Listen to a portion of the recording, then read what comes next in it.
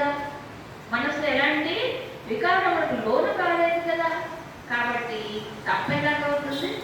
మనస్సు కనుక వికారానికి లోనయ్యి మనసు వైకల్యానికి లోనయ్యి అది పొరపాటే.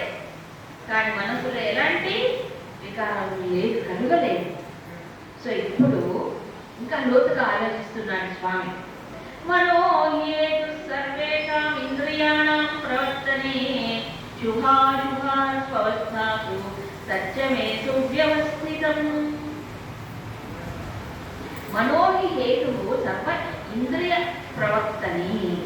ఇంద్రియాల యొక్క ప్రవర్తనకి వెనుక కారణం ఎవరు? మనస్సు.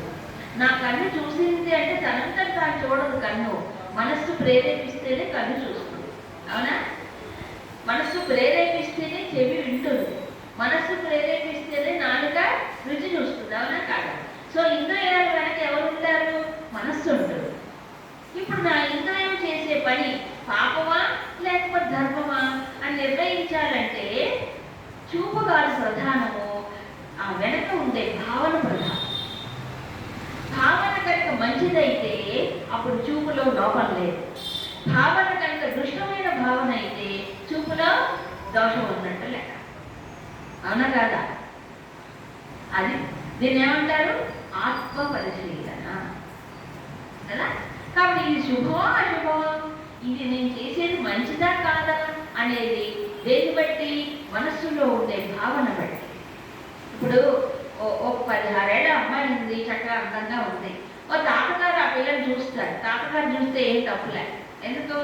అపేక్షతో, ఎలా ఒక ఎఫెక్షన్తో చూస్తారు. ఓ అదే ఒక కుర్రాడు ఉన్నాడు, వాడు చూస్తారు. వాడు చూపు అలా ఉండదు కదా, అక్కడ వాత్సల్యం ఉండదు, వాడు ఎక్కువ రకమైన చూపు ఉంటుంది. చూపులో లోపమా మనసులో లోపమా? ఇక్కడ మనస్సులో ఉండే భావన ప్రధానం, కానీ చూపుదేముంది అది గుర్తించాలి. అందుకే గురుదేవులు మాట చెప్తారు, the motive behind the action. మనం చేసే చర్య ఏదైతే ఉందో దీని వెనక ఉండే మోటివ్ అంటే ఆలోచన అనేక భావన, దాన్ని బట్టి అది ధర్మమా అధర్మమా పుణ్యమా పాపమా అని నిర్ణయించబడి.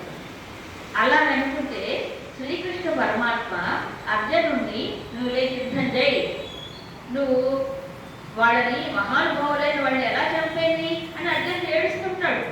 నువ్వు ఏడవకు, ధర్మ యుద్ధం చేస్తున్నావు, ధర్మం కోసం పోరాడుతున్నావు, కావాలని వాళ్ళని చంపట్లేదు కదా. సో ఏది ముఖ్యం ఇక్కడ? నువ్వు ధర్మం కోసం పోరాడుతున్నావు, నీకు పాపం రాదు, కర్తృత్వం లేదుగా.